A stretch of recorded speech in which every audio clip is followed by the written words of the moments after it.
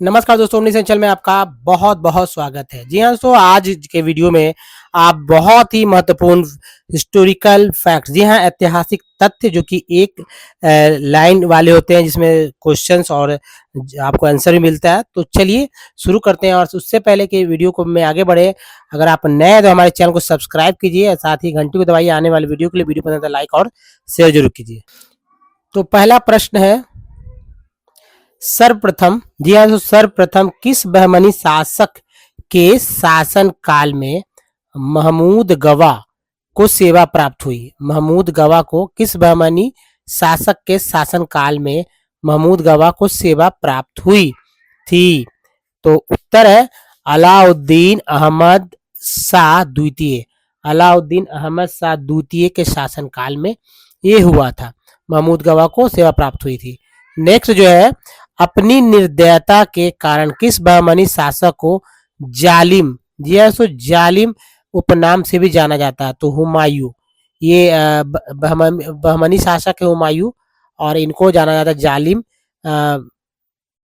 ठीक है, जालिम उपनाम से। तो दोस्तों आप सोच रहे होंगे कि भाई ये मुगल काल वाला शासक बहमनी शासक कैसे हो गया? तो देखिए, पूरा नाम इनका है अलाउद्दीन। जी हाँ, इनका पूरा नाम है अला अलाउद्दीन हुमायूं शाह। हुमायूं शाह। अब कंफ्यूजन नहीं रहेगा, कोई अगर कोई कंफ्यूज हो जाए तो। और देखिए, इनका शासन काल जो था ये 1458 से 1458 से जाकर 1461 रहा। बहुत कम, जालिम है, ज़्यादा समय रहेंगे भी नहीं। तो ये जो है 3 साल का शासन काल है। तो इन्हें जो है सल्तनत काल के जो सुल्तान थे अलाउद्दीन हुमायूं शाह, ये जालिम के, यानी जालिम के उपनाम से भी जाने जाते थे। अगला प्रश्न है, और महमूद गवा, थोड़ा सा अब यहाँ पर जो है क्लीन कर लेते हैं। हाँ, महमूद गवा, इसका पहला ही क्वेश्चन था, को सेवा प्राप्त हुई थी अलाउद्दीन अहमद शाह द्वितीय के शासन काल में। हम तो नेक्स्ट प्रश्न जो है तीसरा, इससे जुड़ा हुआ कि महमूद गवा योग्यता से प्रभावित होकर किस बहमनी शासक ने की योग्यता से है महमूद गवा की योग्यता से प्रभावित होकर किस बहमनी शासक ने उसे अपना वजीर यानी प्रधानमंत्री नियुक्त किया था? तो ये मोहम्मद शाह द्वितीय, सॉरी, मोहम्मद शाह तृतीय। महमूद गवा जो है मोहम्मद शाह तृतीय के मतलब जो ये प्रभावित थे महमूद गवा से, तो उन्होंने अब जो है महमूद शाह तृतीय ने उन्हें अपना प्रधानमंत्री नियुक्त किया था। अगला प्रश्न है कि किस बहमनी शासक ने बाबर के साथ समझौता कर अपनी स्थिति मजबूत करनी चाहिए थी? तो कलीमुल्लाह। जी हाँ, कलीमुल्लाह थे। नेक्स्ट प्रश्न है कि बहमनी साम्राज्य का विघटन कितने स्वतंत्र राज्यों में हुआ था? बहमनी साम्राज्य का विघटन कितने स्वतंत्र राज्यों में हुआ था? तो 5। बहमनी साम्राज्य का विघटन 5 स्वतंत्र राज्यों में हुआ था। स्वतंत्र राज्यों में हुआ था। पहला है बरार, दूसरा बीजापुर, तीसरा अहमदनगर, चौथा गोलकुंडा और पांचवा बिदर। बरार, बीजापुर, अहमदनगर, गोलकुंडा और बिदर, ये 5 राज्य, 5 मतलब राज्यों में बटा हुआ था बहमनी साम्राज्य। नेक्स्ट है, सो बीजापुर को स्वतंत्र किया था किसने? तो यूसुफ आदिल शाह ने 1489 में बीजापुर को स्वतंत्र घोषित किया था। बीजापुर को स्वतंत्र घोषित किया था यूसुफ आदिल शाह ने। नेक्स्ट प्रश्न है कि अहमदनगर को स्वतंत्र किसने किया था? तो मलिक अहमद बहरी निजाम उल मुल्क ने 1490 में अहमदनगर को जो है निजाम उल मुल्क ने स्वतंत्र किया था। नेक्स्ट जो है, गोलकुंडा को स्वतंत्र किसने किया था? तो कुली कुतुब शाह 1518 में कुली कुतुब शाह ने गोलकुंडा को स्वतंत्र किया था। 5 में से देखिए अभी तक 3 को आपने देखा। अब देखिए कि भाई बीजापुर भी स्वतंत्र हो गया, अहमदनगर स्वतंत्र हुआ, गोलकुंडा भी स्वतंत्र हुआ। अब देखिए नेक्स्ट क्वेश्चन है, 1565 में होने वाला तालीकोटा या राक्षस तंगड़ी युद्ध में कौन सा बहमनी राज्य शामिल नहीं हुआ था? तो ये बहमनी राज्य था बरार। जो कि तालीकोटा युद्ध में शामिल नहीं हुआ था, जो कि 1565 में बहुत ही फेमस युद्ध रहा है 1565 का। अगला प्रश्न है दोस्तों, और इस तरह से किससे दक्षिण का लोमड़ी, जी हाँ, दक्षिण का लोमड़ी कहा जाता था? अली वरीद को, अली वरीद को दक्षिण का लोमड़ी कहा जाता था। नेक्स्ट है, औरंगजेब ने किन बहमनी राज्यों को जीत कर मुगल साम्राज्य में मिला लिया? औरंगजेब ने किन बहमनी राज्यों को जीत कर मुगल साम्राज्य में मिला लिया? औरंगजेब ने किन बहमनी राज्यों को जीत कर मुगल साम्राज्य में मिला लिया था? तो ये है बीजापुर, ठीक है, जो कि 1686 में मिला लिया गया, और गोलकुंडा जो कि 1687 में मिला लिया गया था। औरंगजेब ने ये ऐसा काम किया था, बीजापुर और गोलकुंडा को मिला लिया था। नेक्स्ट है, जौनपुर में प्रसिद्ध सरकी साम्राज्य की स्थापना किसने की थी? तो मलिक सरवर ने की थी। मलिक सरवर ने जौनपुर में सरकी साम्राज्य की स्थापना किया था। नेक्स्ट है, रामानुज दर्शन का प्रमुख सिद्धांत है क्या? ज्ञान ही मोक्ष का मार्ग है। ज्ञान ही मोक्ष का मार्ग है। रामानुज दर्शन का यह सिद्धांत है कि ज्ञान ही मोक्ष का मार्ग है। अगला प्रश्न है कि विद्वान अथवा धार्मिक लोगों की सहायता के लिए सरकार द्वारा निर्धारित राजस्व भूमि कहलाती थी। विद्वान अथवा धार्मिक लोगों की सहायता के लिए सरकार द्वारा निर्धारित राजस्व भूमि क्या कहलाती थी? तो यह कहलाती थी मदद-ए-माश। मदद-ए-माश कहलाती थी, जो कि विद्वानों और धार्मिक लोगों को सहायता के लिए सरकार द्वारा निर्धारित राजस्व कहलाती थी। तो नेक्स्ट प्रश्न है, विजयनगर, जी हाँ, तो विजयनगर साम्राज्य एवं बहमनी शासकों के बीच शत्रुता का मुख्य कारण था क्या? विजयनगर साम्राज्य और बहमनी शासकों के बीच शत्रुता का मुख्य कारण था रायचूर दोआब पर अधिकार। रायचूर दोआब को लेकर विजयनगर और बहमनी शासकों के बीच हमेशा युद्ध होता रहता था। नेक्स्ट प्रश्न है, वह सुल्तान जिसने भूमि की, जी हाँ, वह सुल्तान जिसने भूमि की पैमाइश और अनुमान के आधार पर सर्वप्रथम भूमि कर लगाया था, ठीक है, तो ये है अलाउद्दीन खिलजी। अलाउद्दीन खिलजी ने भूमि की पैमाइश और अनुमान के आधार पर सर्वप्रथम जो है लैंड टैक्स यानी कि भूमि कर लगाया था। नेक्स्ट जो है, तकावी ऋण का प्रचलन सल्तनत काल में हुआ था। तकावी ऋण यह जो है मोहम्मद तुगलक के काल में इसका प्रचलन हुआ।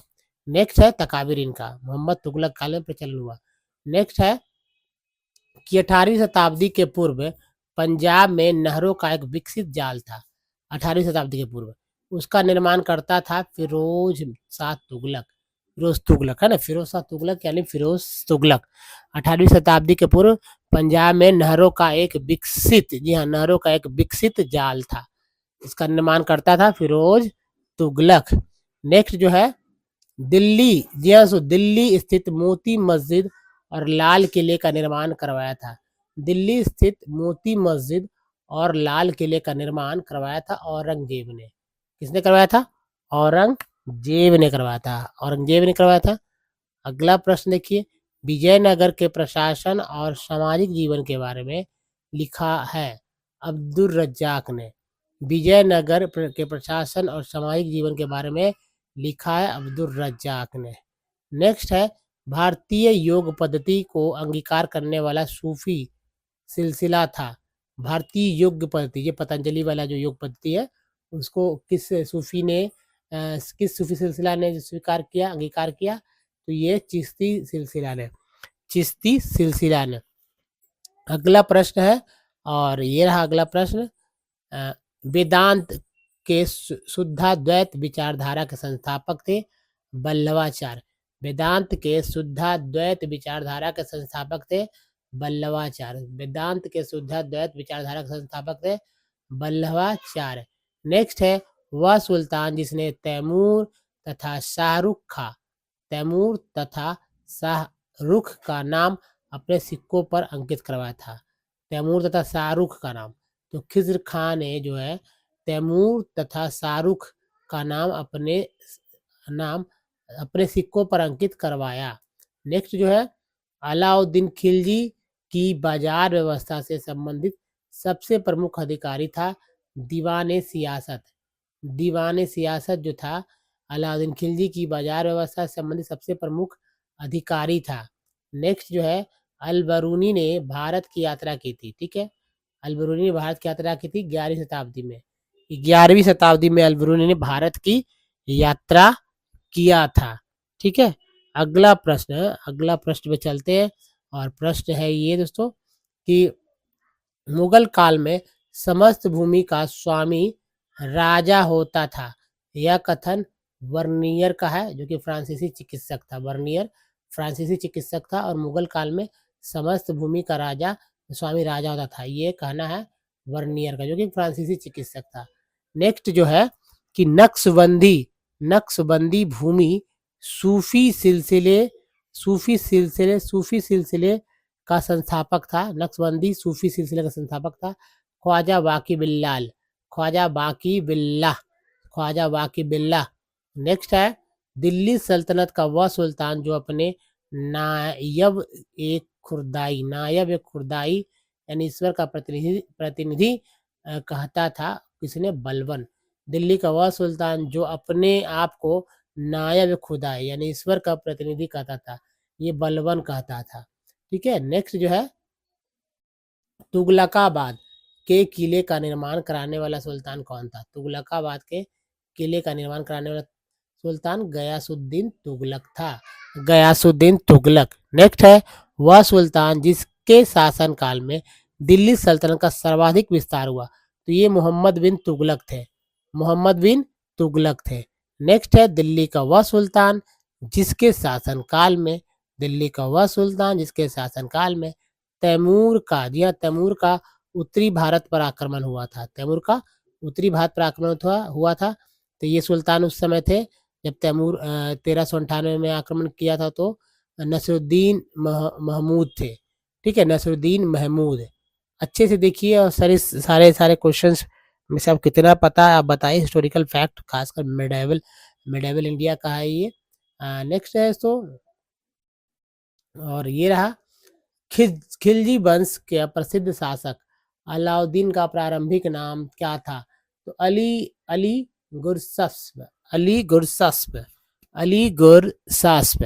खिलजी वंश के प्रसिद्ध शासक अलाउद्दीन का प्रारंभिक नाम था अली गुरसास्प नाम था। नेक्स्ट है, वह फारसी विद्वान जो अलाउद्दीन के चित्तौड़ अभियान के समय उसके साथ था। वह फारसी विद्वान जो अलाउद्दीन के चित्तौड़ अभियान के समय उसके साथ था, तो ये अमीर खुसरो जो 1303 ईस्वी में ये हुआ था चित्तौड़ अभियान, और अमीर खुसरो थे फारसी विद्वान। नेक्स्ट देखिए, वह सुल्तान जिसके शासनकाल में सर्वाधिक मंगोल आक्रमण हुए, ये है अलाउद्दीन खिलजी के शासनकाल में सबसे अधिक मंगोल आक्रमण हुए। नेक्स्ट, विजयनगर का वह शासक जिसके समय प्रसिद्ध 1000 स्तंभों वाला मंदिर निर्मित था। विजयनगर का वह शासक जिसके समय प्रसिद्ध 1000 स्तंभों वाला मंदिर निर्मित था, ये थे कृष्णदेव राय। नेक्स्ट है, बाबर ने अपनी आत्मकथा तुज़ुक-ए-बाबरी लिखी थी। ये सभी लोग जानते हैं। ये किस भाषा में थी?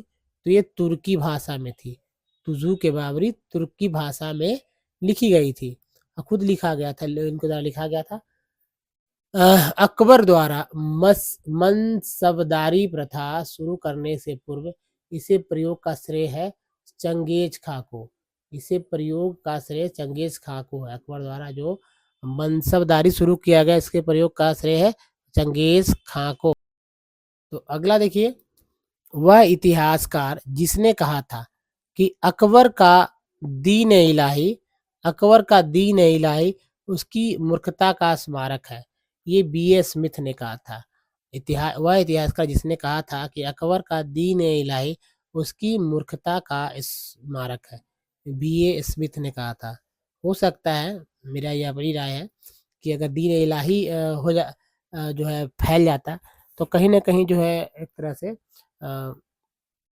मतलब जो ये दीन इलाही था एकदम बहुत ही कह सकते हैं जैसे बौद्ध धर्म में सादा ज़िंदगी के बात होता है वही नैतिक मोरल मोरल ड्यूटीज़ मोरल मतलब जो भी है अ, उसी से यानी नैतिक आधार पर ही ये धर्म बनाया गया था। शायद इसीलिए चला भी नहीं।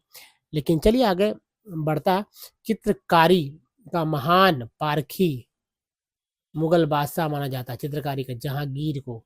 याद रखिएगा कि जहांगीर जो है हुमायूँ का बेटा जहांगीर को ही चित्रकारी का महान पारखी मुगल बादशाह माना जाता है। ये क्वेश्चन आता है अगर इस ज़मीन पर कहीं स्वर्गीय आनंद की जगह है तो बस यही है।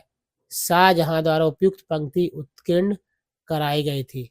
दीवान-ए-ख़ास यानी लाल किले में। अगर इस ज़मीन पर कहीं स्वर्गीय आनंद की जगह है, तो बस यही है। ये शाहजहाँ ने अपने द्वारा जो लाल किला बनाया गया था, उसे दीवान-ए-ख़ास के लिए कहा था उसने, स्वर्ग।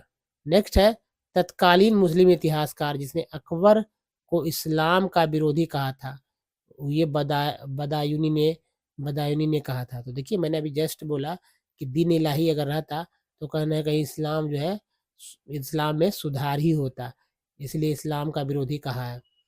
तो अकबर का ये बहुत ही अच्छा कदम था दीन इलाही वाला, लेकिन चूँकि नैतिकता पे आधारित था ये दीन इलाही इसलिए शायद चला नहीं। फिर मैं दोहराऊँगा। नेक्स्ट है कि वह मुगल शासक जिसके समय साम्राज्य का सर्वाधिक विस्तार हुआ। औरंगजेब के समय साम्राज्य का सबसे ज़्यादा विस्तार हुआ। नेक्स्ट प्रश्न, दोस्तों इंग्लैंड के शासक जेम्स प्रथम का राजदूत बनकर आने वाला सर टॉमस रो ने किसके दरबार में हाजिरी दी? तो जहांगीर के दरबार में हाजिरी दी। इंग्लैंड के शासक जेम्स प्रथम का राजदूत बनकर आने वाला सर टॉमस रो ने जहांगीर के दरबार में हाजिरी दी। अगला प्रश्न है कि फुतुहात ए आलमगीरी नामक प्रसिद्ध रचना के लेखक थे ईश्वर दास नागर। नेक्स्ट है संगमरमर में उत्कृष्टतम कला के लिए भारत में प्रख्यात जैन मंदिर स्थित है दिलवाड़ा में, राजस्थान के दिलवाड़ा में। संगमरमर में उत्कृष्टतम कला के लिए भारत में प्रख्यात जैन मंदिर स्थित है दिलवाड़ा में, राजस्थान के। तो नेक्स्ट है सल्तनत काल में विजारत नामक पद का सर्वाधिक विकास हुआ तुगलक वंश में। और ये आखिरी प्रश्न, हम्पी में विट्ठल स्वामी मंदिर का निर्माता कृष्णदेव राय थे। ठीक है, तो दोस्तों इस वीडियो में यहीं तक, बस यही कहूँगा अगर वीडियो आपको अच्छा लगा है तो प्लीज़ लाइक कीजिए, शेयर कीजिए और भी लोग जान सकें। नए तो चैनल को सब्सक्राइब करके इस घंटी को दबाइए आने वाले वीडियो के लिए। आपका चैनल है ओमनी ट्रेंड और यहाँ पर आप ऑल कॉम्पिटिटिव एग्जाम के लिए क्वेश्चंस और देख रहे हैं जो कि ऑनलाइन वाला है, सभी परीक्षाओं के लिए उपयोगी है। तो थैंक्स वॉचिंग, देखते रहिए और सीखते रहिए।